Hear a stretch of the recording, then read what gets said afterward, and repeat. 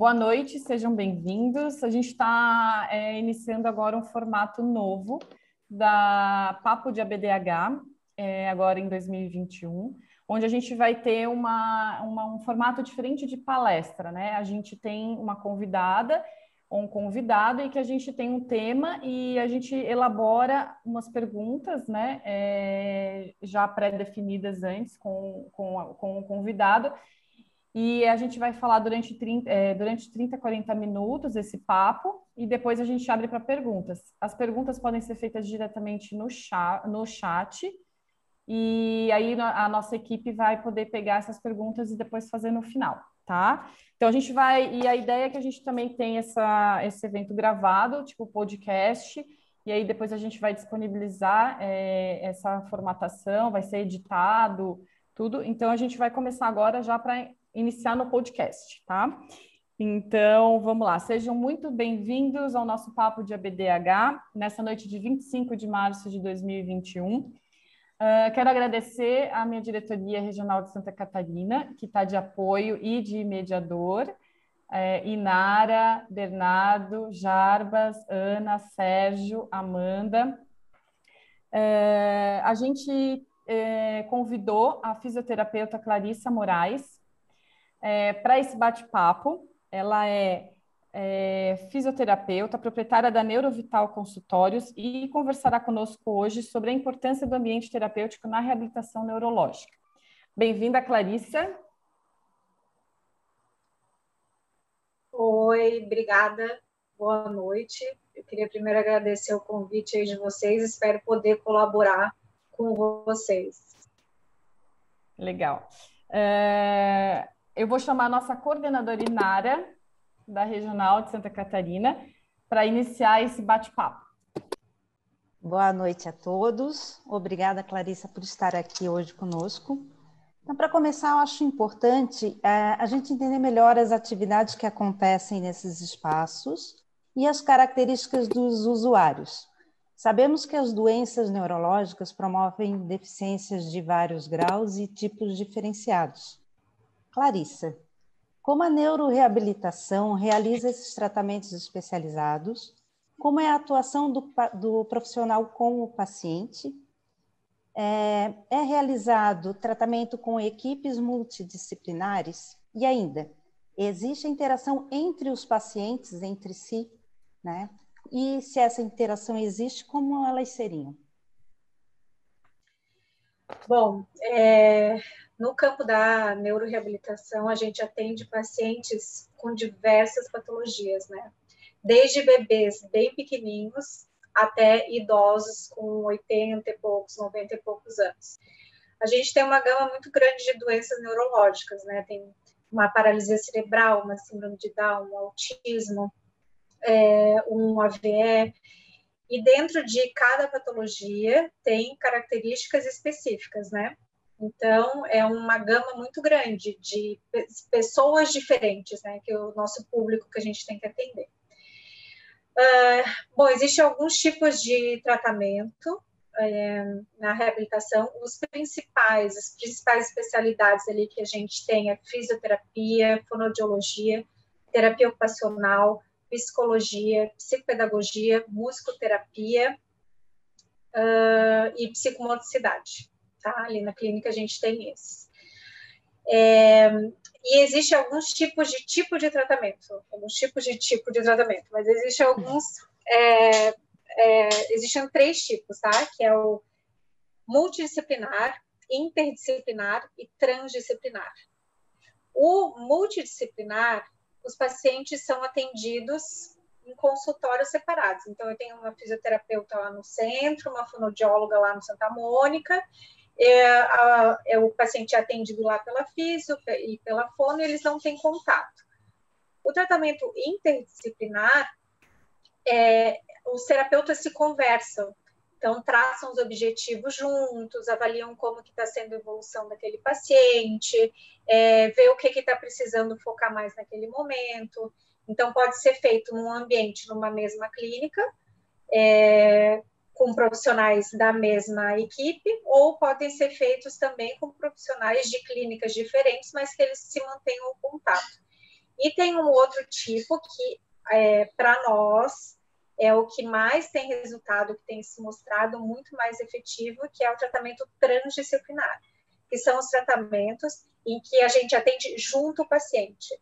Então, por exemplo, um paciente com uma hipotonia, que está mais molinho, assim, que a gente precisa dar um apoio para esse tronco, para que ele fique mais bem posicionado, porque quando a gente posiciona bem ele, automaticamente a articulação da fala fica muito mais pronta para pronunciar as palavras, a deglutição fica muito mais fácil. Então, a gente pode fazer um trabalho em conjunto com a fisioterapia, trazendo esse paciente para um bom posicionamento, e com a fonoaudióloga, trabalhando a questão da linguagem, a questão da alimentação. Tem outras, a musicoterapia, por exemplo, casa com diversos profissionais, então a gente está trabalhando, um exemplo, trabalhando a marcha do paciente numa esteira, o musicoterapeuta está dando o ritmo da passada, então a gente trabalha junto, né? Acho que é mais ou menos isso a tua pergunta, né? Certo. Não sei se faltou alguma coisa. A interação entre os pacientes chega a ter na clínica? Como é que Tem, acontece? Ou é isolado, né? Como é que acontece? A gente tem a gente tem espaços diferentes na clínica, né? Então, a gente tem um espaço de consultórios e um espaço grande, né? Normalmente é de fisioterapia e terapia ocupacional. Nesses tratamentos transdisciplinares, em que a gente atende junto, normalmente os profissionais que atendem consultórios vão para a sala da fisioterapia ou da terapia ocupacional. E esse tratamento acontece num espaço maior. Nesse espaço maior também a gente tem, depois eu vou mostrar para vocês, que são as gaiolas que a gente trabalha com os métodos.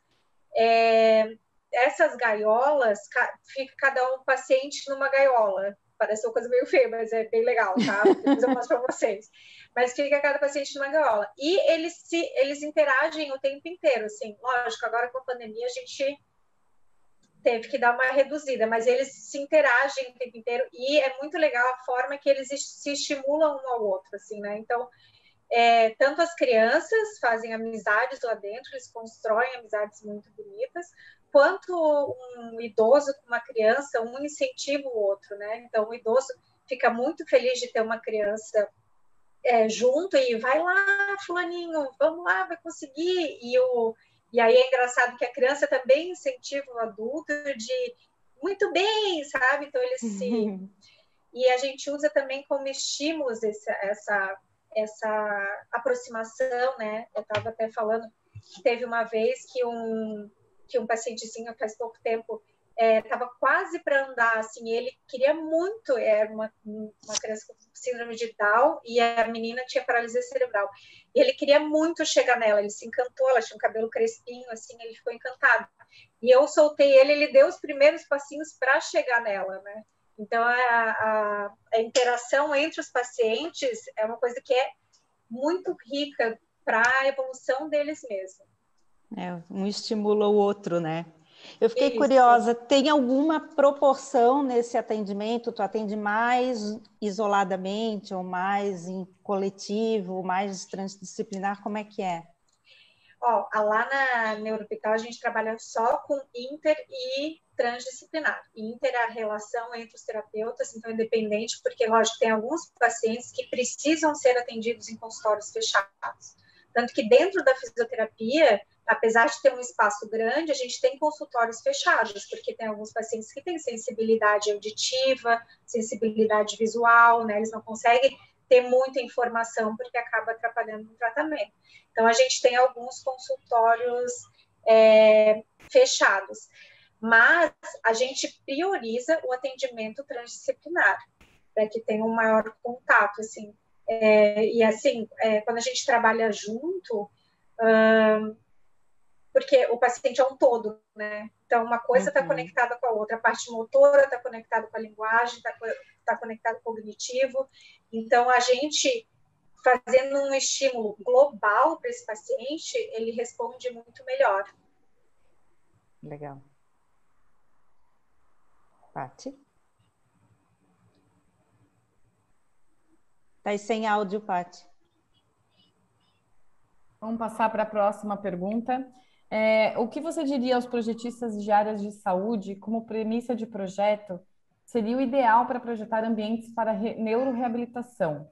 Características do espaço como cores, se elas são fortes, vibrantes, claras ou neutras, o dimensionamento, tipo de piso, se um piso mais frio, um piso mais quente, como os vinílicos, com iluminação natural ou artificial, quais são os mobiliários adaptados? O que você acha de que seria mais relevante e importante para esses ambientes? Bom, como eu estava falando, assim, a gente tem vários tipos de patologias, né? Então, são diferentes pacientes, são diferentes pessoas que têm diferentes características e necessidades.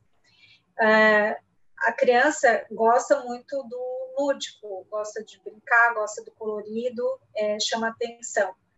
Porém, crianças com autismo, por exemplo, eles têm uma sensibilidade maior aos detalhes. O que acontece? Assim, quando a gente nasce com bilhões de neurônios. E esses neurônios, eles vão se posicionando. Esse aqui vai ser para visão, esse aqui vai ser para audição, esse aqui vai ser para olfato, esse aqui vai ser para o motor.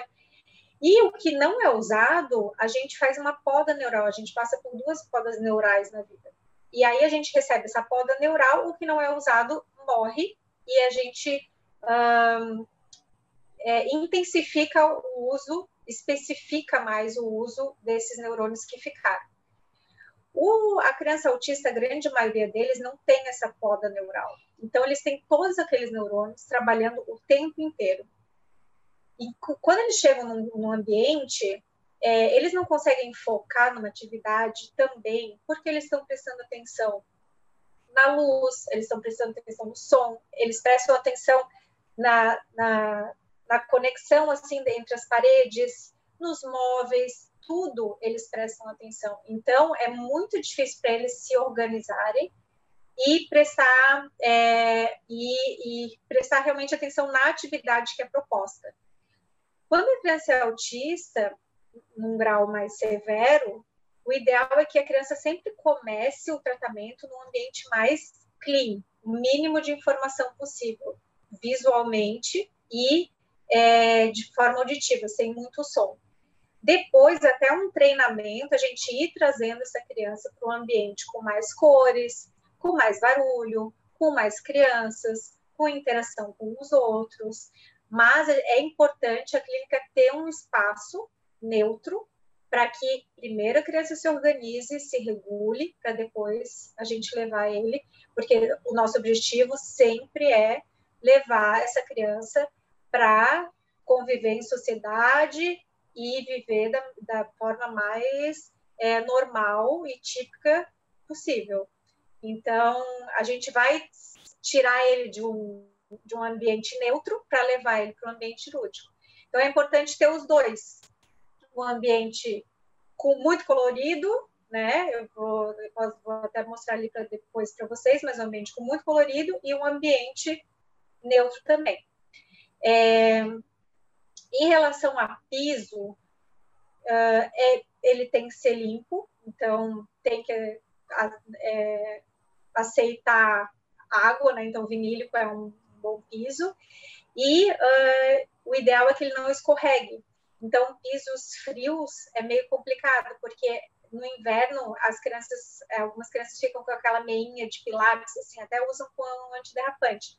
Mas mesmo assim, o piso escorrega. E além disso, por ser um piso frio, muitas crianças com desordens neurológicas têm alteração sensorial dos pés, não aceitam mudanças de textura, não aceitam mudança de temperatura, e aí quando põe o pé num chão gelado, já acaba com a terapia. Então, um vinílico vai muito bem. E nós usamos também muito o tapete de EVA, né? Uhum. Que para impacto, assim, porque como a gente trabalha o rolar no chão, o engatinhar, o sentar, a criança fica muito no chão mesmo. E aí a gente acaba usando muito EVA. Antigamente, a sala toda de fisioterapia era de EVA, mas era muito difícil também de limpar, né? e assim, daí tirava tudo aquilo, daí colocava tudo. Então, hoje a gente já deixou mais em pontos estratégicos e deixamos espaços grandes. Bom, eu trouxe aqui umas fotos para vocês. Deixa eu só ver se eu... onde está aqui.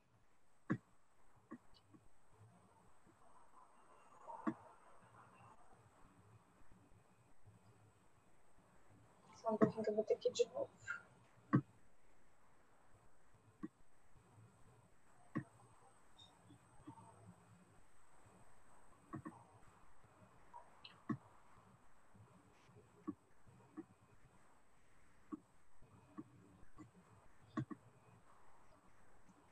Tá dando para ver? Sim. Tá. Uhum. Pode, Maximiliano. Então, aqui são as gaiolas que a gente usa. São usadas por Clarissa, 3 metros. abre a imagem. Que ela está aparecendo o teu... Não, então, peraí que eu vou fazer de novo. Dá um duplo clique. Tu deixa a imagem aberta, daí tu compartilha a tela da imagem. Vou de novo. Mas mas não está aparecendo a imagem que eu compartilhar com vocês. Peraí. Ah, tá. Deu? Sim. Deu. Então, aqui são as gaiolas, tá, de atividades. A gente usa em 3 métodos, que é o método Para-Switch, Pedio-Switch e Trainee. Essas gaiolas têm aqueles cintos ali atrás, então depois eu vou mostrar para vocês, mas o paciente ele fica suspenso, são 8 elásticos que são colocados nesse cinto. Então, crianças que não conseguem ficar em pé, que não conseguem passar de sentado para de pé ou de ajoelhado, a gente consegue fazer infinitas coisas dentro dessa gaiola, tá? Então, eles ficam de super-homem, eles ficam pendurados, eles conseguem fazer várias coisas aí dentro. E aí a gente usa muito essas gaiolas em diversos espaços. E ali também a gente tem a esteira, que a gente faz treino de marcha com suspensão de peso. Então, a gente usa esses cintos para suspender o peso para as crianças ou adultos também que não conseguem andar sem esse suporte. Aqui o espaço, eu quis mostrar, na verdade, que a gente tem um espaço grande, porque a gente faz muito treino de marcha com andador, tem aqueles andadores ali atrás. Então, as crianças têm que ter acesso, um espaço grande mesmo para treino de marcha. Ali a gente tem um equipamento ali atrás a gente tem um equipamento de integração sensorial, em que a gente usa essas lycras, balanço, aqui na gaiola também a gente tem um balanço grande, a gente faz treino com a criança sentada, com a criança em pé, trabalha sistema vestibular, né, que é o estímulo do sistema sensorial. Aqui é um outro ângulo da sala, né, para vocês verem que ela é ampla. Aqui é uma das salas reservadas, então pacientes adultos, alguns adultos não gostam de ficar em atendimentos com criança, nem todos gostam, então a gente tem umas salas específicas reservadas para atendimento de adultos também. Aqui é para mostrar o balanço. Aqui é uma sala mais neutra, tá? Que essa é da sala da fonoaudióloga, então ela é clean, ela não tem muita informação, apesar de ter o rosa, porque a logo da clínica é rosa, a gente acabou colocando uma parede da sala, mas não é o ideal ainda. Aqui é um outro ambiente que ali a gente trabalha com vários circuitos, faz diversas atividades com as crianças, é um espaço bem amplo. As bolas também são coisas que ocupam muito espaço, e aí a gente acabou colocando para cima. Aquele espelho aqui, ele é móvel, então a gente usa bastante, porque às vezes não dá para te colocar espelho em tudo, e essa informação visual deles poderem olhar e ver se está fazendo certo, se não está, é super importante. Mas ao mesmo tempo, se o espelho tiver uma criança que tenha déficit de atenção ou um autismo, tem crianças que ficam fixadas no espelho. Então, a gente tem que ter a possibilidade de tirar, né, de que ele seja móvel.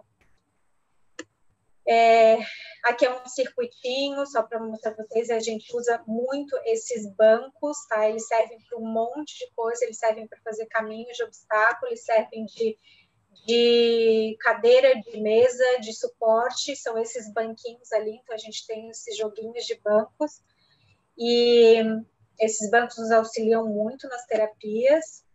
Aqui eu mostrei só um armário, assim, porque, enfim, a gente tem muito material grande que é complicado também ficar fora, porque as crianças eles querem mexer em tudo, eles querem pegar em tudo, então a gente precisa que preste atenção no que a gente está propondo, no nosso objetivo, então é importante que ele fique mais escondido. Brinquedos, tem que, assim, alguns já entram ali, já abrem, já sabem onde é que é e vão lá pegar, mas a gente tenta manter fechadinho para não ter muita informação, né? Questão do balanço. Aqui é uma mesa que a gente usa também, que é bem legal, que a gente mandou fazer, porque ela consegue subir e levantar, a gente faz um ajuste ali de altura, que é super importante, porque o posicionamento de paciente neurológico é extremamente importante. Então, a gente consegue adaptar, a gente usa aqueles banquinhos que tem diversos tamanhos, ou a gente pode usar um rolo para o paciente sentado. E, além disso, ele faz um plano inclinado, essa parte de cima, o tampo, ele levanta. Porque as crianças com paralisia cerebral, por exemplo, eles tendem a jogar o corpo muito para frente. E aí, quando a gente inclina o plano, eles fazem mais extensão e conseguem levantar mais o tronco. E a gente usa as rodinhas, porque as coisas têm que ser móveis, assim, não pode ser nada muito estável. Aqui é mais um circuito, até tirei essa foto hoje, porque vou tirar já para mostrar, mas é o circuito, pega a cor lá de um lado e volta para o outro, então tem que ter um espaço aberto. A gente gosta do EVA, porque se a criança cai lá de cima, está no EVA, não se machuca, então são coisas que são importantes. Aqui é o uso da mesinha, ó, a criança está num rolo, um tratamento transdisciplinar, é a fono com a físio, ela estava mostrando a língua, então foi ajustado de acordo com a altura dela. Aqui é o treino de andador, ela estava levando a boneca para o hospital, porque essa boneca está sempre doente, segundo ela, né? E então a gente tem aquele espaço grande para poder fazer o treino de marcha. Aqui é o plano inclinado, é um tipo de plano inclinado também. Então, a gaiola, eu estou dando um suporte de peso nela, ela está com um suporte, porque ela não consegue ficar em pé sozinha, e ela está com aquele banquinho fazendo apoio e o plano inclinado. Aí que ela está fazendo fono e físio junto. Mas ele estava tirando a foto, né?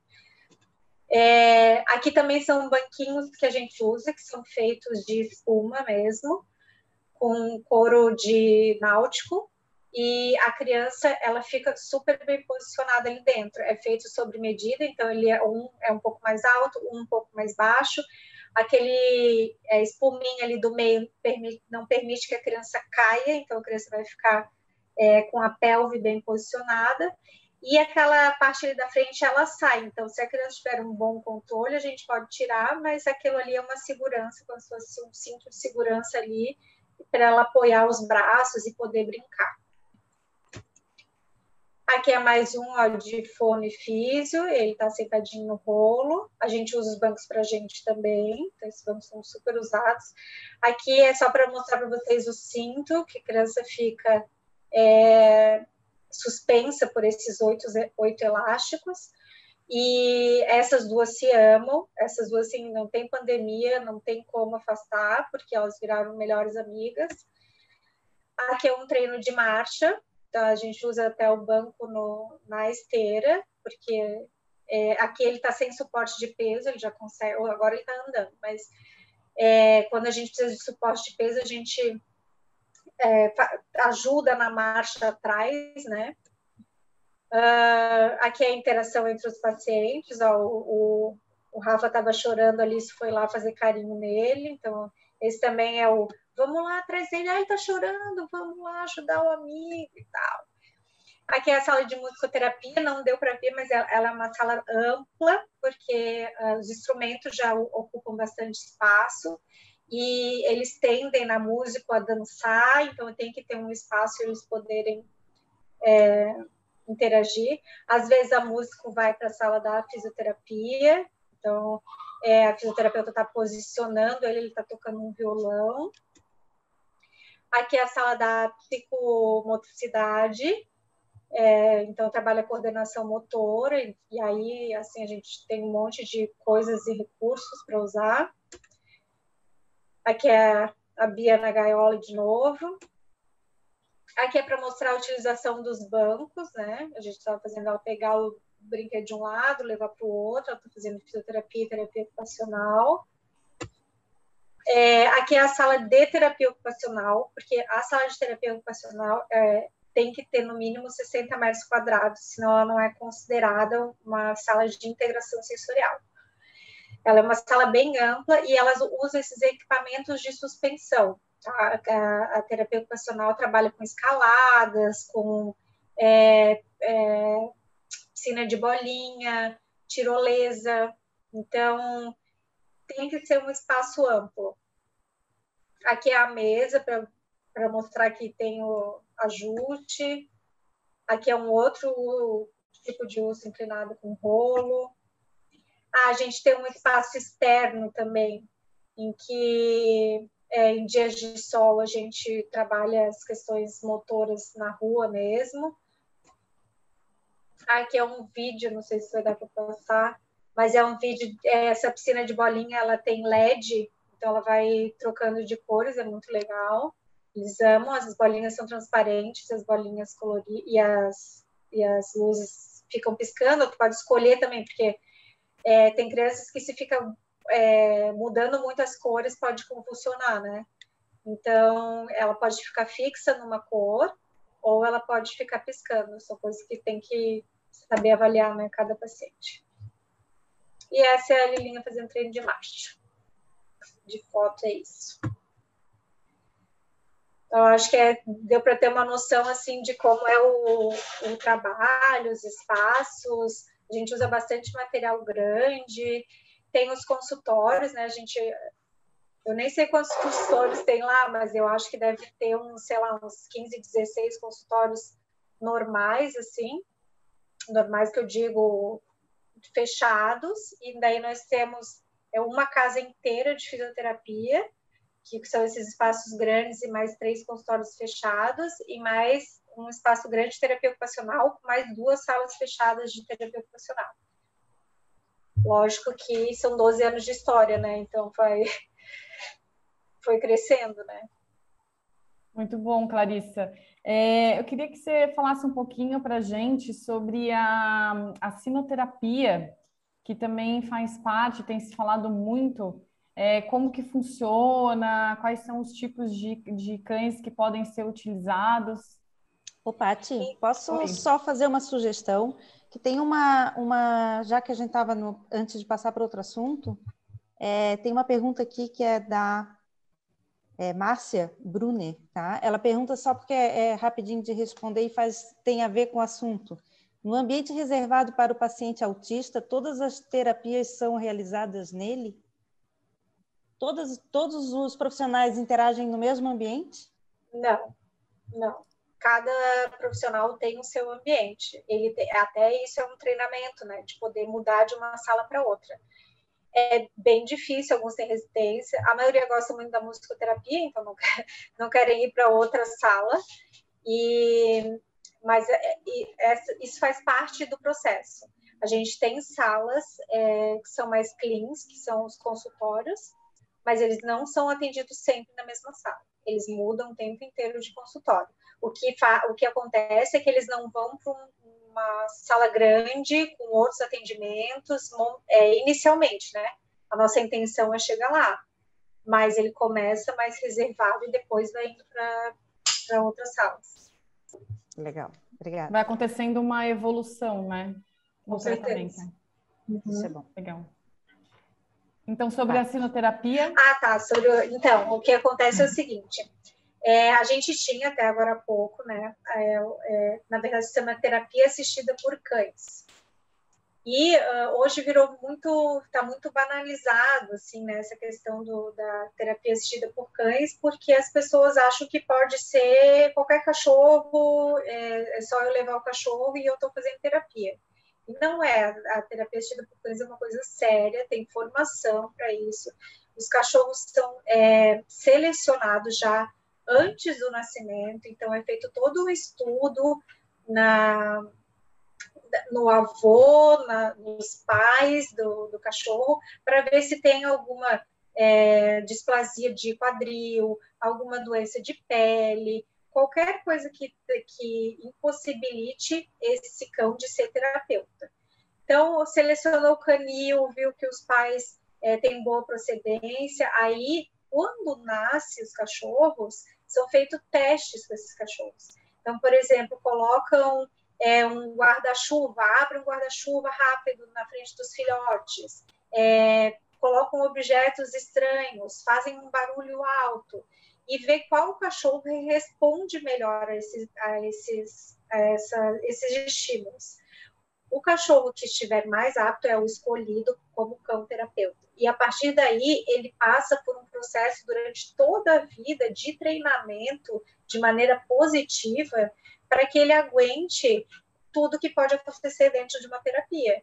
Porque trabalhar com crianças autistas ou crianças com paralisia cerebral ou possivelmente qualquer patologia pode a criança ter uma reação a qualquer momento. Então, a criança pode bater no cachorro, a criança pode puxar o pelo, e não como uma maneira ruim. Às vezes, a criança fica tão feliz com o cachorro que esmaga o cachorro, que quer pegar o cachorro assim, da gana, e o cachorro tem que ficar tranquilo, ele não pode ter nenhuma reação, o cachorro não pode latir.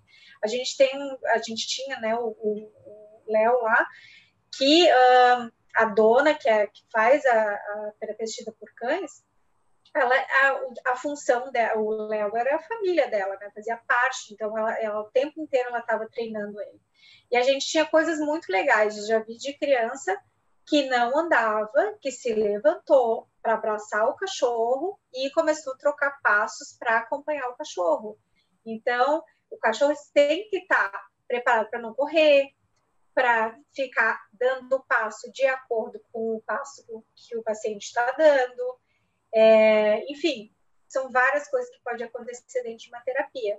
E o que eu acho é isso, que assim, está muito banalizado, que as pessoas vão lá, tem coisas também relacionadas à raça, que nem a gente falou, porque o cachorro tem que ter um porte grande para poder aguentar também essas patadas, porque não é só criança que vai ser atendida, vai ser adolescente, vão ser adultos, então os cachorros têm que ter um porte grande. Hoje, os mais adequados são labrador e golden, porque eles são mais inteligentes, eles conseguem obedecer melhor e eles têm uma boa condição física para aguentar. Então, hoje eu vejo assim, que tem fotos de pessoas que levam um pug, que levam um poodle para terapia, como se isso fosse uma terapia. Não, pode dizer que tu está fazendo uma interação com um cão, mas não é uma terapia, é diferente. Eu acho que isso tem que ser bem levado a sério. Legal, obrigada, Clarissa. Bom, eu vou chamar a nossa coordenadora Ana para ir para a última rodada. Ana Cláudia. Boa noite, Clarissa, boa noite a todos. Bom, Clarissa, acho que hoje não tem como fugir, né, do momento que a gente está vivendo, de pandemia e tal. Então, eu queria ouvir um pouquinho, né, que a gente não sabe ainda muito sobre a infecção por Covid, ainda tudo é muito novo para nós e a gente ainda tem um caminho muito longo para aprender sobre essa doença, mas nesse sentido, assim, eu queria que tu compartilhasse conosco um pouco da tua experiência pessoal com a Covid, né, que aconteceu agora faz pouco tempo, e também contar como está sendo a questão das sequelas que estão relacionadas ao sistema neurológico, se você tem identificado isso nos teus pacientes, se já estão chegando pacientes com sequelas da Covid. E, por último, também ouvir um pouquinho o que é que a pandemia e tudo isso que a gente tem passado, né, modificou no teu processo, na tua rotina, né, de trabalho e nos espaços de atendimento também, né? Então, a ideia seria a gente saber um pouquinho o impacto da Covid e da pandemia nesse trabalho e se você já sentiu também alguma consequência de sequelas, já tem vivenciado isso no teu dia a dia. Bom, em relação aos pacientes, assim, a gente tem tido procura, principalmente para fonoaudiologia, pelo uso de traqueostomia. Então, pela dificuldade de deglutição depois de um tempo. E a fisioterapia pela questão de fraqueza muscular, porque ele afeta a musculatura mesmo, então enfraquece a musculatura. E os pacientes procuram para uma reabilitação. Para a questão neurológica, nós, na Neurohospital, não recebemos nenhum paciente ainda. Hoje eu fiquei sabendo de um caso de uma moça jovem que ficou com sequela neurológica, que foi fazer a hidroterapia. Mas lá a gente não recebeu ainda. A gente recebeu isso, fisioterapia para traqueostomia e dificuldade de deglutição, e fonoaudiologia e fisioterapia pela fraqueza muscular. Agora, em relação ao que a pandemia mudou muita coisa, né? Muita coisa no nosso tratamento. Primeiro, logo no início, foi a questão dos atendimentos online, que eram extremamente proibidos, e a gente teve que se adaptar, no sentido assim de como eu vou atender, porque a gente treina a vida inteira para pegar no paciente, para sentir a resposta que o paciente está dando na tua mão. A gente trabalha muito mão, e aí ficou como a gente vai fazer esses atendimentos. E outras, assim, da fono, né, o relato era, meu Deus, eu não consigo a atenção dele no consultório, imagina por tela, né? Então, teve alguns pacientes, sim, que ficaram sem atendimento e foram muito prejudicados. Tem pacientes que até hoje não voltaram, né, para a terapia e que com certeza vão ter um impacto muito grande por alterações ósseas, cirúrgicas, coisas que vão ser muito mais sérias. Mas tem os pacientes que a gente conseguiu dar conta de forma online. E aí, depois, aos pouquinhos, eles foram voltando, porque todo mundo achou que ia durar pouco e, no fim, durou muito tempo, né? Ainda está durando. Mas uma coisa positiva nos atendimentos online foi que a gente começou a ter uma relação muito mais íntima com a família, porque a gente literalmente entrou na casa dos familiares. E a gente conseguiu perceber as dificuldades reais que aquela criança tem dentro da casa dele, né, que é o cotidiano dele. E as famílias começaram a se envolver muito mais também nos tratamentos. Por mais que um consultório eles saibam quais são os nossos objetivos, o que a gente está buscando, eles tinham que reproduzir o que nós estávamos falando. Então, o comprometimento deles foi muito maior com o tratamento. Então, a gente teve uma troca muito rica, né, nessa maneira online. E a gente conseguiu isso, identificar quais os problemas, quais eram as maiores dificuldades dessa criança no cotidiano. Que uma coisa é a gente ouvir em consultório, outra coisa é a gente ver. E aí a gente consegue direcionar muito mais o tratamento. Bom, os pacientes foram voltando, hoje estão poucos online, alguns ainda se mantêm online. E em consultório, o que mudou foi a questão de interação entre os pacientes, que a gente teve que diminuir muito. Lá a gente usa todos os protocolos de higiene, né? Tem o tapete sanitizante, tem o álcool na entrada, tem termômetro, tem orientação para que se tiver sintoma não entra, a gente usa os jalecos, usa máscara, alguns usam até o face shield. Mas muitas pessoas têm receio ainda, né, de ir. E tem receio dessa comunicação. E essa comunicação entre os pacientes era uma coisa muito legal, era muito rico mesmo.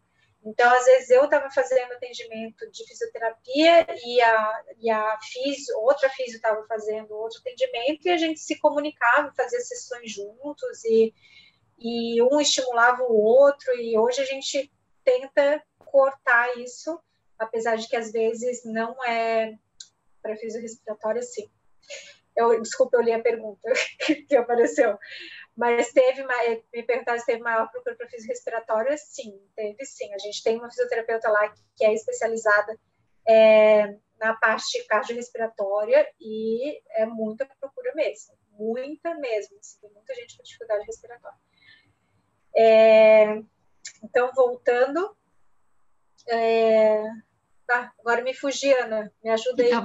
Que estava focado na Covid, né? Mas eu ia falar um pouquinho de algumas inovações, algumas coisas que vocês descobriram que eram necessárias. Então, exato. Então, assim, no meio dessa pandemia, eu e uma fisioterapeuta, a Rafaela, a gente começou a identificar, assim, quais são os maiores problemas dentro da neuroreabilitação em relação ao tratamento, à comunicação, à evolução do paciente.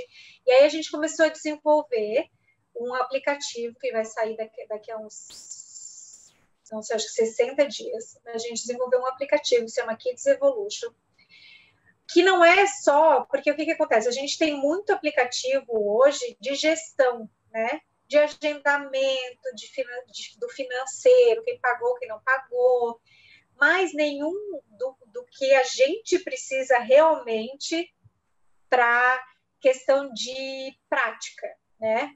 Vai trazer muito mais para a prática. Então, assim, a gente vai ter a evolução do paciente, a gente vai ter as fotos, as avaliações, são escalas validadas que a gente consegue depois comparar, depois de um tempo a gente faz a avaliação de novo, a gente tem uma comparação de quanto esse paciente evoluiu, as evoluções diárias, o armazenamento de dados, toda a questão de agenda, vai ter uma ferramenta que eu ainda não posso falar, porque só depois do lançamento, mas que vai facilitar muito a vida dos terapeutas no dia a dia, porque a gente tem que fazer evolução diária, o que foi feito, como o paciente respondeu.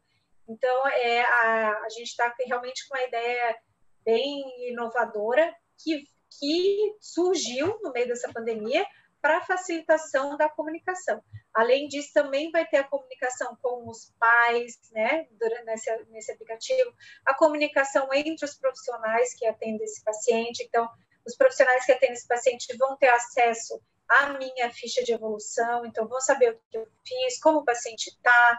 Então, a ideia realmente é digitalizar e facilitar e ter um ganho do tempo do terapeuta e, principalmente, o acompanhamento da evolução dessa criança, a evolução real, mostrar, ela estava assim, agora ele está assim, então ele teve melhora. Porque hoje a gente trabalha muito assim, trabalha, a gente vê a evolução, mas, né, assim, tu vê, mostrar é outra coisa. Obrigada, Clarissa. Imagina. Legal, obrigada, Clarissa.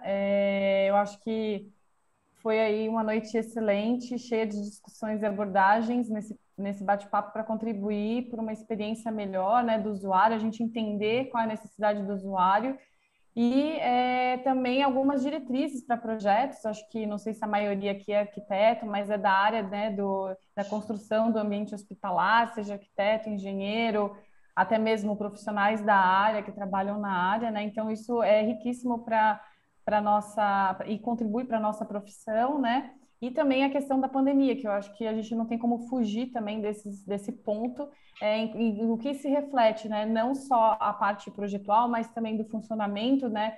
Da clínica, dos tratamentos e qual é a consequência disso no usuário. Obrigada, Clarissa. Foi uma noite muito especial. Patrícia, eu só queria responder, porque mostrou aqui mais uma pergunta para mim, se substituir a mão, jamais substituir a mão, porque é muito diferente tu tocar, a gente faz o que dá, por tela. Uhum. Eu fiz esse fechamento, agora a gente já pode abrir para o chat. É que como a gente vai Então tá. transformar em podcast, então minha fala fica como um fechamento. Agora a gente Tá, pode relaxar e fazer as perguntas. A gente vai agora tá. pegar as perguntas que vieram no chat. Aí quem que vai? O Jarbas vai falar da nossa diretoria. Posso fazer, Jarbas, Patrícia? Sem faz problema. as perguntas? Tá. Estou aqui. Vamos Das lá. perguntas que foram feitas, boa noite, Clarissa. Boa noite. Das perguntas que foram feitas e que não foram respondidas, restaram 3, tá? 2 estão relacionadas ao mesmo tema, então eu vou fazer a primeira pergunta da Marli, que ela pergunta se aquelas gaiolas que vocês têm na sala, se elas são fixas ou se podem ser móveis, tá? E relacionado ao tema do espaço também, a Doris perguntou se, como tu falasse sobre a área mínima da sala sensorial, a pergunta dela era em qual normativa que a gente pode achar essas informações. Porque para a área projetual se baseia muito em normativas de órgãos técnicos públicos ou órgãos normatizadores. Então, se tu tens conhecimento de qual normativa que regula esses espaços. Em relação à normativa, eu acredito que essas informações tenham no CREFITO, que é no Conselho Regional de Terapia Ocupacional, porque eu não sei, realmente eu não tenho noção, porque eu sei assim, ó, que tem uma clínica que faz essa formação internacional em integração sensorial, que diz que tem que ter 60 metros quadrados para ser considerado uma sala de integração sensorial, porque eu não mostrei ali, mas tem uma tirolesa que cai lá na piscina de bolinha, é um negócio assim grande. Então, para ser realmente considerado integração sensorial, tem que ter 60 metros quadrados, mas eu não sei aonde isso, sinceramente. Talvez depende um pouco também dos tipos de equipamentos que você vai colocar, né, Clarissa? É que tem, bom, você só sabe mais que eu, mas assim, tem coisas que as portas todas lá foram alargadas, tem a questão de todos os espaços de curvas, tem que ter espaço para cadeira de roda, e não é qualquer cadeira de roda, porque tem cadeira de roda grande, tem andador grande, então o ideal é que seja 1 metro, pelo menos 1 metro tudo, né, para que tenha um espaço. Então, essas normativas, na verdade, foi a arquiteta que fez a colocação dos móveis lá, porque no início foi meio assim, a gente ia, não passava a cadeira, a gente arrumava, mas depois a gente foi arrumando, né? Contratei daí o arquiteta. Clarissa, a questão das gaiolas, são fixas? Isso. Não, as gaiolas, elas podem sair do lugar, mas elas têm que, não é bom tu ficar tirando ela do lugar, porque elas sustentam o peso e pode trabalhar os parafusos. Então, o ideal é que ela fique parada e tenha uma manutenção parada. Eu já tirei ela, movi algumas vezes de lugar, mas daí a gente faz toda a manutenção dos parafusos para não correr risco de uma criança cair, né? Claro. Da gaiola despencar. Clarissa, eu vejo que tem pouco, né? A questão normativa não tá muito consolidada, né? Tá tudo meio solto. Quem sabe fica a dica também aí para a BDH ajudar a fazer um compêndio, né, dessas normas e de repente de alguns exemplos aí e também ajudar, né, nessa questão do projeto, né, de compilar essas informações e essas normas até para os próprios associados e a gente trazer isso aqui com a tua ajuda, quem sabe até numa próxima oportunidade, né, Doris? Falando aí com a Nacional porque também. Porque na verdade, tem, eu acho que não tem uma não normativa tem. específica, né? A gente tem a RDC 50, que ela é muito abrangente, ela é muito ampla, mas específico mesmo, como são, acredito eu, né, Clarice, também posso estar falando besteira, mas como é uma coisa mais nova, que está evoluindo, ainda não deve ter ainda normativa, né, específica para neuro.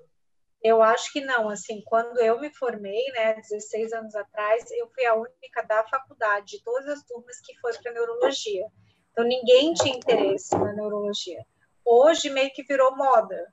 Então, assim, tem muita clínica, mas isso é um negócio, assim, que não tem norma. Exatamente isso. Não tem normativa de construção, nada, assim. E a gente vê, né, Clarissa, que na maioria dos espaços de vocês são casas existentes que vocês têm que Isso, adaptar para o trabalho. Então, se o profissional é bom, tem vivência ou tem ajuda de alguém, ele vai fazer um espaço adequado. Mas, assim, como você mesmo está falando, deve ter muito espaço que as pessoas fizeram e tem pode nem muito. estar seguro, né? Tem muito. Porque, assim, o ideal é que seja plano, né? Não tenha escada. Se tiver escada, tem que ter elevador, e mesmo assim com o elevador é complicado, porque se tu for colocar um elevador daqueles que sobe, demora 50 horas para subir uma escada, não vai adiantar nada, as pessoas se sentem muito mal, tá? Os deficientes físicos se sentem muito mal com aqueles elevadores. E aí tem que ser plano, tem que ser arejado, tem que ter janela. Então, assim, se tu vai alugar um galpão, não tem janela. Se tu vai para uma sala comercial, tem a questão do estacionamento, que é difícil estacionar, daí tem que pagar mais estacionamento, aí as pessoas já têm mais restrição. Aí tu paga um condomínio, que daí as coisas se tornam muito mais caras, né? Se fosse pegar o espaço que eu tenho hoje, que é quase 700 metros quadrados, eu alugar num espaço comercial, ia sair uma fortuna, muito mais do que já é, né? Hoje eu tenho 3 casas alugadas. Então, é melhor uma casa, tu adaptar a casa ainda, do que tu ficar num espaço. Eu tenho todas essas questões, assim, do que tu ficar num espaço. O ideal mesmo era construir, né? Que eu tenho um terreno que o meu sonho é construir. Então, o ideal é construir do zero, porque daí tu faz exatamente o que tu precisa, com o espaço que tu precisa, porque hoje tem muito espaço morto, né? Na clínica, eram 3 casas, então tem uns corredores, tem uma porta que vai para nada, então tem muito espaço que é perdido. Se eu usasse todo esse espaço para útil, nossa, seria muito melhor. Com certeza. Clarissa, isso que tu estavas falando, eu acho que para quem vai projetar, é um trabalho que vai ter muita relação com a conversa com o profissional, né? Para saber quais são as demandas que ele vai ter, quais equipamentos que ele vai pretender utilizar, né? E eu acho que isso vai compensar um pouco a falta de ter alguma normativa mais clara, né, com relação a isso. A conversa entre projetista e toda a equipe, né? Vai ser, talvez seja de umas especialidades, pela minha experiência como trabalhando na vigilância sanitária, eu acho que vai ser uma das coisas que eu vejo que mais falta parâmetro e que mais tem variedade, né, de tratamentos e terapias que dá para fazer. Essa questão é porque tem muito tipo, assim, as pessoas são muito diferentes, é um público muito diferente um do outro. Acho que isso que é o difícil, assim, de deixar tudo igual. Necessidades, né? Muito diferentes, né? São características diferentes, necessidades diferentes, né? Isso. E realmente, eu assim, acho que tem que entender muito a necessidade para saber projetar, né? Não é pegar a norma, se basear na norma, tem que ver bem o atendimento de vocês, o que, né, do cliente, como é que ele vai atender, os equipamentos, enfim, bem como o Bernardo falou, né? Porque eu acho muito diferente. Eu acho que também a questão da RDC 50, dela ser muito antiga, de 2002, você falou que está formada há 16 anos, Clarissa? Sim. Então foi depois da 2002. Então, você imagina que toda a parte, né, da técnica, da assistência evoluiu e a RDC ficou lá atrás. Então, se você pegar até as nomenclaturas das salas de reabilitação, já você não se usa mais hoje, né? Usa outros nomes, outras terapias. Então, é bem isso. Então, assim, que nem o Bernardo falou, o mais importante é você ter esse contato direto com o usuário ou com quem te contrata para poder pegar todo o programa de necessidades, ver quais equipamentos vão ser usados para você dimensionar os ambientes. Isso é fundamental. Então, a gente usa a RDC 50 mais como um apoio para as áreas de apoio, enfim, para o que precisa, mas na hora de projetar é essa experiência mesmo do profissional ali que está direto na assistência que vai nos dar todas as respostas, né?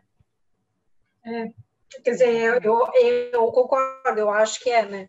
Não entendo muito disso aí, mas eu acho que vai muito da demanda. Clarissa, deixa eu te fazer uma pergunta que eu vi nas fotos, muito visor entre salas. Vocês botaram propositalmente? Qual é a função desses visores? É a comunicação, porque a nossa intenção é sempre manter a comunicação entre os terapeutas, entre os pacientes, até assim, na intenção, porque a gente vive em sociedade, na sociedade tem pessoas, e na sociedade a gente tem que conviver com as outras pessoas, e a gente tem que interagir, então, até os problemas são parte da terapia. Fulaninho tá falando muito alto, tá me irritando. Qualquer coisa assim faz parte de uma terapia. Então, a nossa intenção é realmente a comunicação. A gente tem portas de janelas que fecham, né? Dependendo do momento, assim, tem paciente que se desregulou, está gritando muito, a gente fecha, respeita aquele momento. Mas se a gente conseguir trazer ele para o mais próximo da rua, da sociedade, a gente tenta fazer. Ah, legal. Clarissa, legal. Tenho uma pergunta. A gente vê muito espaço para crianças, né, espaços lúdicos. No caso de um adulto ou um adolescente, vou citar um exemplo assim, qualquer. Uma criança que nasceu com displasia de quadril. Muitas vezes é diagnosticada naquele momento, naquele instante da vida que ela deveria começar a engatinhar, aí o pai percebe, ou a mãe percebe que ela é toda molezinha, vai no médico e tem o diagnóstico de displasia de quadril. Trata, a criança faz as fisioterapias, ela aprende a caminhar, muitas vezes ela pula essa etapa, né? Adquire o equilíbrio necessário, mas fica um déficit intelectual, porque fica um período, ela pulou aquela etapa de desenvolvimento psicomotor, aquela coisa toda.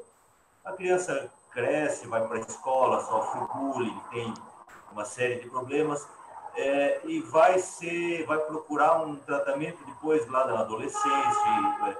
Como isso funciona na tua clínica? Qual é a atenção, o espaço que a gente tem que determinar para esse tipo de tratamento específico? A gente vê muitos casos de adolescentes, até adultos, que não sofreram ou que não passaram por um tratamento adequado, por uma terapia. Conheço alguns casos assim. Até que ponto, ou em que momento, ou de que forma é abordado isso numa clínica como a tua, assim, no que tu oferece como terapia? Então, o adolescente, a gente tem alguns adolescentes lá. Normalmente ele já vem bem. Bom, a gente está no meio da adolescência, a coisa fica mais complicada, né? Então, eles já são muito mais, como é que eu posso falar? Fechados, assim, mesmo, né? Eles já criaram um mundo próprio ali, uma situação... Isso, uma maturidade, né? Eles se mantêm naquele espaço ali. Uma coisa que é muito importante adolescente é adolescente. Independente se tem uma deficiência intelectual, uma deficiência física, ele é um adolescente, assim como adulto é um adulto. Então, jamais a gente trata um adolescente como uma criança. Esse é o primeiro passo. O segundo sempre respeitar o limite dele, porque ele já passou por várias coisas, ele passa diariamente por várias coisas. A gente nunca pode entrar de maneira abrupta na vida dele, tanto fisicamente, num contato, numa questão emocional. Tem que esperar, primeiro tem que criar um vínculo, tem que criar uma relação, tem que esperar ele trazer as coisas para que a gente consiga ter uma troca. E em relação à parte motora mesmo, o que eu falo a pessoa sempre tem a ganhar. O cérebro é extremamente plástico, né? A gente não para de evoluir em nenhum momento da nossa vida. Então, adapta sempre. Exato, não, a gente vai evoluindo mesmo, a gente aprende. Se hoje eu quiser aprender a tocar violão, lógico que vai ser muito mais difícil do que quando eu tinha 5 anos, mas eu vou ser capaz de aprender. Então, qualquer cérebro é capaz de aprender, independente se ele chega na adolescência, ele sempre vai ter coisas para melhorar. Então, a gente sempre acredita no potencial do paciente. Isso é uma coisa importante que a gente tem falado muito, que é não olhar as dificuldades só do que o paciente tem, mas as potencialidades que ele tem, onde ele pode chegar, o que ele pode fazer, né? O que a gente pode fazer para ele chegar no máximo dele. Então, adolescente, criança, adulto, o adolescente a gente toma mais cuidado na abordagem, na entrada para ele, mas o nosso objetivo vai ser sempre que ele tenha ganhos. Existe um programa de governo, alguma coisa que possa possibilitar pessoas, famílias de baixa renda ter acesso a esse tipo de tratamento? Olha, tem o Centro Catarinense de Reabilitação, mas é difícil entrar, muito fácil sair, e os tratamentos são curtos, pouco tempo. Resumidos. Exatamente. Então, as pessoas não têm muita evolução. O que acontece muito hoje em dia é que as pessoas entram com processo jurídico, com o advogado, para o governo arcar com as consequências, para o governo arcar com os custos da terapia. Aí vão para clínicas particulares. Na verdade, tem uma licitação que, eu não sei, gente, se tem alguém médico aqui, mas eu não concordo muito com licitação, porque eu acho que paciente não é mercadoria para ir para uma licitação e ver quem faz mais barato. Tem um pregão, que se chama, na verdade. Um pregão que as pessoas ficam lá baixando valor para ganhar o paciente. Eu não entro porque eu não concordo com essa política, porque eu acho que paciente não é mercadoria e não tem que ficar leiloando. Eu acho que o paciente tinha que ter o direito de escolher em clínica e com qual profissional ir. Se não é assim, então eu não participo. Mas existe isso, existe esse pregão. Acho que o Sérgio, eu acho que a Doris respondeu que tem a rede Sara, é que a Clarissa está falando daqui de Florianópolis. De Floripa, então desculpa. Santa Catarina. Então ela citou o Centro Catarinense de Reabilitação, que é um programa do governo que fica ali junto ao Hospital Infantil, aquele complexo hospitalar que temos aqui. Mas é claro que no Brasil deve ter outras iniciativas em vários lugares, públicas, né? E os privados, como a gente sabe. Tem mais o Sara mesmo, o Sara. O Sara é muito bom para diagnóstico, eles fazem um acompanhamento bem legal, o Sara é bem legal, mas não tem aqui, né? Por isso que eu nem citei. Já temos mais alguma pergunta? Vamos, eu acho que as últimas perguntas, tá? Quando você falou, Clarissa, sobre tratamento com cães, veio uma pergunta aqui questionando se seria equivalente ou similar à ecoterapia. Em relação aos cuidados? Isso. Sim, os cavalos são extremamente treinados também, eles estão selecionados pela marcha, porque a ecoterapia, na verdade, a criança fica em cima do cavalo e o cavalo é o animal que tem a marcha mais próxima do humano, que é tridimensional. Então, ele faz em todos os planos frontal, transverso e sagital. E o cavalo, ele tem que ter um trote, ele tem que ter uma marcha extremamente simétrica e com qualidade para que dê esse estímulo para o paciente. Porque se a gente põe um cavalo que tenha qualquer problema, a gente vai estar mandando um monte de estímulo errado para o cérebro do paciente. Então, o cavalo tem que ser muito bem selecionado e muito bem tratado. Uma marcha com Exato. Bem tem que ter ritmo, tem que ter... Todo o movimento do cavalo tem que ser muito bem feito. Uhum.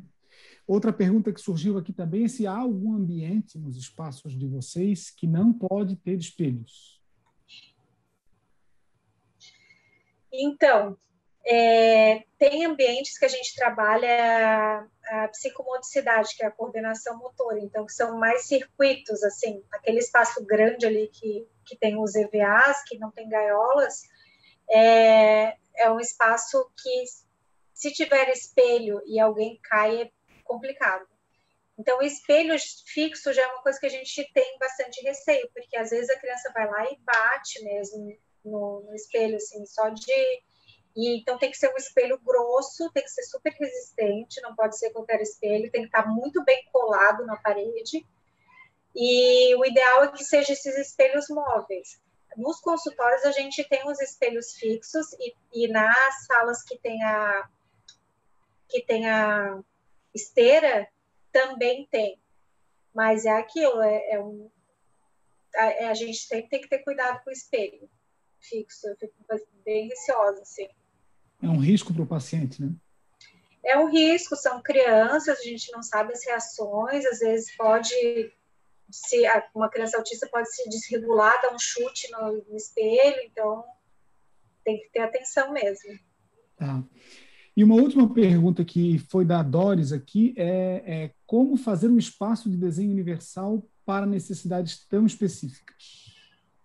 Doris, talvez tu possa... Não sei se está clara a pergunta para ti. Não, é que a gente está vivendo, a gente está projetando no nosso escritório agora um ambiente de aprendizado, até para uma prefeitura, né, para a área pública até. A criança vai para a escola de manhã e de tarde, ele vai para esse ambiente que é de aprendizado universal, de estímulo, né? Só que é para crianças com todas as deficiências, o autista, o deficiente visual, o cadeirante, né, o deficiente auditivo. Então, a gente tem tentado construir tanto a sala sensorial quanto sala de arte plástica, música, sala de inovação, as salas de terapia, né, individuais, mas a dificuldade que a gente tem enfrentado é como construir isso para um autista que tem dificuldade, não pode ter essas cores tão expressas, tão coloridas, aí o deficiente visual precisa ter cores contrastantes. Então, tem sido uma luta a gente conseguir ouvir todas as pessoas e tentar chegar a algo que seja comum para todos, né? Então, eu acho que Pode falar, Clarice. Eu acho que o segredo é as coisas poderem ser móveis. Para que no momento que a criança precise, a gente tira. No momento que a criança não pode, a gente põe, entende? Assim, ter possibilidades. Agora, de cores de parede é uma coisa complicada. Quando eu coloquei as paredes rosas, eu fui extremamente xingada lá na clínica, porque como que tu vai me colocar uma parede rosa? Que vai chamar a atenção de todo mundo. Então, assim, eu fui linchada mesmo, mas eu insisti e coloquei. Mas não devia, entende? Eu sei que eu não devia, assim, terapeuticamente falando. Então, o ideal é que eu sei, assim, ó, tem a psicopedagoga, por exemplo, lá da clínica, a sala dela é toda branca. Quando tem algum deficiente visual, ela coloca placas, ela tem... Velcro. Isso, velcro. Então, ela coloca placas, assim. Até hoje tem se falado muito em variação ambiental. O quanto a gente estimula o cérebro mudando os móveis de lugar. Daí, se tu estiver na tua casa, assim, provavelmente tu senta sempre no mesmo lugar na mesa para comer. E aí a gente começa a estimular o cérebro da pessoa mudando sempre as coisas de lugar. E isso tem comprovado cientificamente que estimula muito o cérebro, né? Não acomoda. Então, essas variações são importantes também para o estímulo. Eu poder trocar um quadro, eu poder trocar um móvel, eu poder usar uma outra mesa, eu poder trocar o espelho de lugar, entende? Acho que a mobilidade é um segredo que pode ajudar. Uma coisa que foi interessante, a gente começou a ouvir cada fisioterapeuta trabalha na sua área. Quando a gente começou a colocar todos juntos para conversar, a gente percebeu algumas coisas que se cruzavam. Então, por exemplo, a gente estava projetando uma casinha, né, como se fosse uma caixinha, para o autista, eventualmente, quando ele se sentir desorganizado, ele ir para esse espaço. E aí, a fisioterapeuta que trabalha com deficiente visual falou que isso era ótimo também para o cego, porque ele também precisa, quando ele está num espaço que ele consegue tocar, ele se sente mais tranquilo para trabalhar. Então, a gente começou a descobrir essas coisas que a gente não pensava. A gente pensou para o autista, e aí descobriu que era bom para o cego. Então, assim, Sim.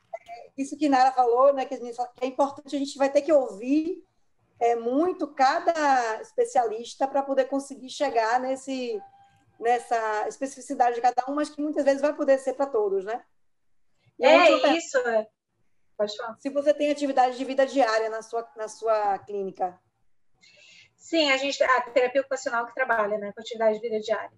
Então, são coisas que trabalham assim, desde o momento que chega, o paciente tem que tirar o sapato, tem que tirar a roupa, a alimentação é muito trabalhado lá, a questão do copo, de que copo tomar, adaptações que são feitas na colher, no garfo, enfim, tem uma série de coisas. E até o desfraude, né? O desfraude é o terapeuta ocupacional que faz. Então, tem um espaço lá na clínica que eu não tirei foto, mas é uma sala que tem uma cozinha de brinquedo. Então, a criança pode trabalhar as questões diárias, assim, abrir torneira, fechar torneira, abrir potinho, cozinhar, parará. E tem o banheiro, que é feito o treino de escovar o dente, pentear o cabelo, fazer xixi, parará, que é o que a terapia ocupacional faz. Obrigada. Legal. Patrícia, eram essas as perguntas. Eram essas. Mais alguém quer fazer alguma pergunta? A gente encerra por aqui. Obrigada, Clarissa. Foi excelente a sua contribuição. Imagina, gente. Muito bom. Espero que eu tenha ajudado aí vocês e obrigada pelo convite de vocês também. Obrigada, Clarissa. Teu trabalho é lindo, queria falar assim, a gente ficou babando, teu trabalho é lindo, o carinho que tu fala do teu trabalho é assim, contagiante. Tá? Eu amo mesmo. Transparece e as carinhas que eu consegui ver, assim, tava todo mundo curtindo, te curtindo, assim. Então, assim, agradeço muito o teu carinho, né, o que tu tens, o teu trabalho é lindo demais mesmo, foi emocionante. E ter compartilhado essa noite com a gente foi espetacular. Muito obrigada. Muito obrigada mesmo pelo teu tempo, foi maravilhoso. Imagina, eu realmente amo o que eu faço, o que eu posso fazer para ajudar mais, eu faço, que eu gosto mesmo. Obrigada, gente. Obrigada. Vamos abrir. Clarissa, quem quiser abrir a câmera para a gente fazer um print, tirar uma fotinho do nosso encontro. Ai, meu Deus. Quem quiser, fica à vontade para abrir a câmera. Deixa eu passar um perfume. Para eu ver vocês aqui. Paty, fala um pouquinho para quem está aqui hoje conosco, que não é da BDH também, né? Queira seguir a gente lá no Instagram e nas mídias e acompanhar um pouquinho. Toda semana sempre tem novidade, né? Doris também. Pode falar, Ana. Você que é do marketing, Ana, pode falar. Então, a BDH, Associação Brasileira para Desenvolvimento do Edifício Hospitalar, hoje a gente está recebendo a Clarissa para falar desse tema, que é um tema que é pouco explorado, né, dentro da BDH. A maioria dos associados são arquitetos e engenheiros, mas a gente tem gestores, tem o pessoal que trabalha em hospital, então a BDH ela está aberta, né, para todas as profissões que se interessem pelo ambiente hospitalar. E o tema da Clarissa hoje complementou muito bem, né, porque a gente nunca tinha falado sobre a parte da reabilitação neurológica, então trouxe um pouquinho aí para quem tem desafios pela frente, poder ajudar também outras pessoas. Esse ano nós vamos ter um congresso que a gente espera que saia, né, que já foi adiado do ano passado para esse ano, ele está programado para o segundo semestre em Recife, e vai ser muito interessante também, uma oportunidade, um momento de troca, e a gente espera que vocês também se associem, né, quem ainda não é associado da BDH, e venha aí para mais trocas conosco aí pela frente.